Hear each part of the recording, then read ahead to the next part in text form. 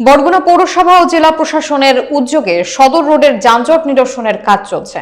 যানজট সমস্যার সমাধানে ট্রাফিক কর্মী এবং ম্যাজিস্ট্রেটদের তৎপরতা বাড়ানো হয়েছে।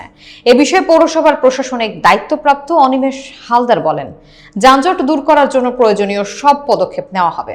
বিস্তারিত দেখুন জয়নাল আবেদিন রাজুর প্রতিবেদনে। বরগুনা সদর রোডে যানজট সমস্যা নিরসনে সক্রিয় ভূমিকা নিচ্ছে পৌরসভা ও জেলা প্রশাসন। যানজট মুক্ত রাখতে ট্রাফিক পরিচ্ছন্ন কর্মী এবং ম্যাজিস্ট্রেটদের সমন্বয়ে অভিযান পরিচালিত হচ্ছে। অভিযানের অংশ হিসেবে যানবাহন চালকদের বিভিন্ন নিয়ম লঙ্ঘনের জন্য জরিমানা করা হয়েছে।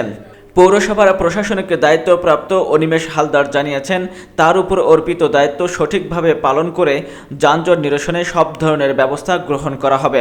তিনি আরও জানান, যানজট সমস্যা দীর্ঘমেয়াদে সমাধানের জন্য গাড়ি চালকদের জন্য আলাদা স্ট্যান্ড নির্মাণের পরিকল্পনা চলছে। যানজট মুক্ত হওয়ার জন্য